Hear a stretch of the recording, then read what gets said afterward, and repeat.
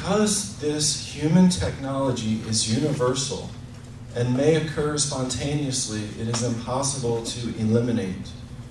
Rather than outlawing this technology, we need to understand it, establish ethical standards for its use, and the ability to prevent its misuse. What I'm saying here is that when people get together, things happen. We have hardwiring in our brain. If you take this group of people here, well, maybe not this group.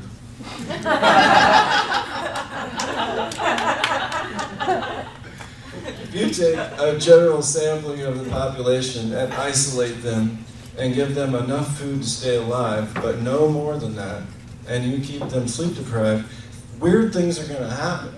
Dynamics are going to occur spontaneously. You already have that group. So that's what I mean by this technology is universal. And it might occur, it occurs spontaneously in families, you know. There are abusive families out there. Well, you know, the parents don't have any training in how to start a cult. It's just what happens. These are toxic environments. That fact is not on the table as far as legislation. It's not emphasized anywhere that I can find. And when I say rather than outlawing this technology, what I mean by that is the fact that there are 30 factors that were 95% true in my population sample, I'm implying that there is a system at work. In order to control people, you got to do a few certain things. These few certain things, I think, there's probably others too. These 30 things back here, I think they work together predictably enough to be called a technology. The fact that we find them from 1972 to 2004 in programs that most likely have had limited content. I mean, well, that's not true. Okay, let's back up. You got the Christian programs, you got federally funded programs, and I know that there were connections between the people running these places. But it kind of comes up out of the human fabric in any toxic setting. I guess that's my point. Next slide here. Where there is a web of combined stresses, how can we, and this is where I go from, that last slide was implications. Now we're going to reflections. These are questions that I would like to discuss with all of you once we go back to the two-dimensional world of Facebook. I think these are questions that we need to present to Congress, the professional community, psychology departments, and across the country. I think we need to actually formulate our questions and begin discussing it rather than, you know, jumping to a solution.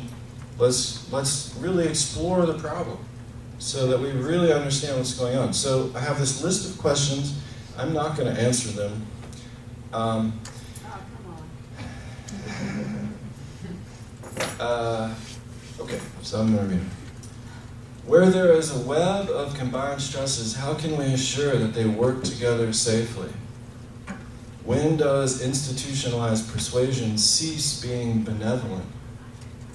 Since abuse is defined by the likelihood of an impairment of development after the occurrence, how can we predict this impairment? In other words, you have this catch-22. Abuse defined as potential for impairment of development, well, the child hasn't developed. That implies something about the future, which implies that we need to have empirical evidence about this, how this affects development. That doesn't exist. There's not empirical research that examines the long-term effects of subjecting teenagers to these simultaneous stresses that, now I wish this was, I'm going to have to develop and understand. There's not research out there that says, well, what happens when you subject, this guy's name is Scene, actually. I found out a teenager told me he's from a cartoon. Jimmy Neutron, and his name is Scene, which I thought was appropriate after I brought him home from Salvation Army. There's no research out there that says, well, what happens in 20 years when you have someone who adapts to an environment with these pressures? Where are they going to be in 20 years? I mean, they'll be in a room like this. I guess that answers the question.